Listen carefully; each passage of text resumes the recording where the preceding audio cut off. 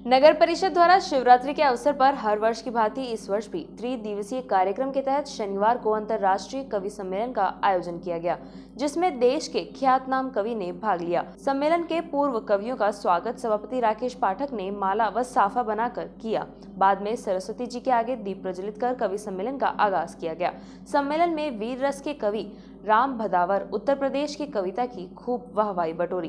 भीलवाड़ा के हास्य कवि दीपक पारिक ने श्रोताओं को हंसा कर लोटपोट कर दिया। बाकी की कवियों ने सुरेश अलबेला कोटा, गोविंद राठी शाहजहापुर, बुद्धि प्रकाश दादीज केकड़ी, मारुति नंदन बारा आदि कवियों ने कविता पाठ कर श्रोताओं ने सहारा। कवि मंच पर सबसे छोटा कवि श्रीजीत सेन, जो मात्र 10 वर्ष का है, जिसने वीर रस के कवि राम भादावर की रचना पढ़कर श्रोताओं में मंचासीन कवि का मन मोह लिया और खूब वाहवाही लूटी। भदावर जी ने गोद में उठाकर आशीर्वाद दिया।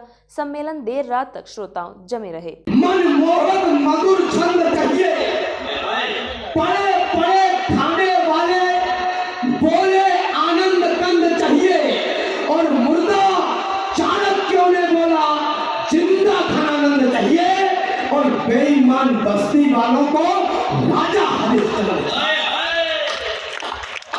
रेडियो में जिंदाबाद के नारे लगाता हो, उस देश के उन्नति की कल्पना नहीं की जा सकती।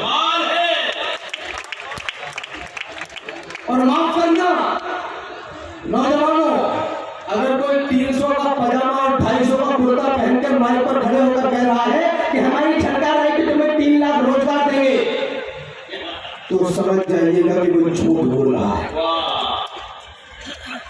अगर सरकारी नौकरी ही रोजगार का माध्यम है, तो ये देश युगों तक बेरोजगार रहेगा। ताली बजाओ, बड़ी अच्छी बात है। और ये कहा जाता है कि 14 वर्षों तक अयोध्या में किसी को किसी भी प्रकार की कोई समस्या नहीं हुई। मुझे नहीं पता इसका दर्शन, इसकी फिलॉसफी क्या है, लेकिन मुझे लगता है कि अयोध्या में 14 वर्ष तक किसी को समस्या इसलिए भी नहीं हुई होगी क्योंकि सिंहासन पर जूता रखा था।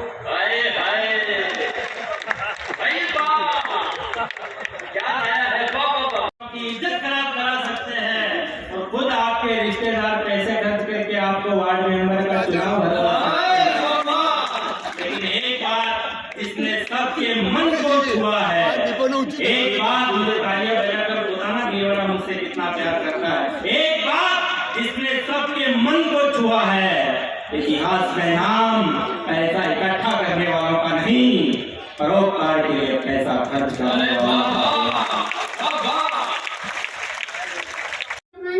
आए हुए अतिथि गणों को भी मेरा प्रणाम।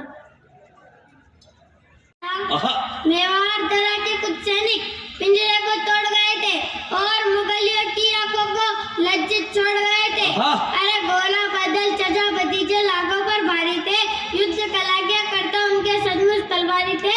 बिना शीश के युद्ध लड़ा था, कथा अमर कराए, जीत गई रजपूती और मुगलों के मुंड झुकाए। उधर नगाड़े बजे और इधर दिल्ली में काले बादल छाए, और अहंकारी खिलजी खुद ही खुद में जलाया। मैंने बोला सेना के मुस्कंदो जाओ और मर जाना, अपने बेवड़े चेहरे मुझको अब नहीं दिखाना। अरे मेरे आका झुक जाओ, सबकी खैर चाहते हो तो बाहर ही रुक जाओ। बहुत अच्छे। तो चित्तौड़ दुर्ग दुर्गों का राजा अंबर सी ऊंचाई, चित्तौड़ दुर्ग दुर्गों का राजा अंबर सी ऊंचाई।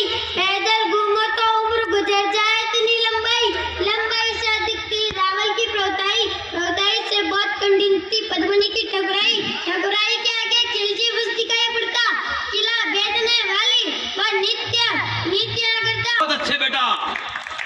खिलजी की सेना में जितने भी लड़ने वाले, उनमें से ज्यादातर भारत के रहने वाले कार करती है, तो मौत खड़ी होकर फिर उसका इंतजार करती है। बहुत अच्छे। योद्धाओं, तुम ही हो भरत वंश का मान बचाने वाले। बहुत अच्छे, बहुत अच्छे। तुम गजानन घायल होकर बस्त दिखाई देते,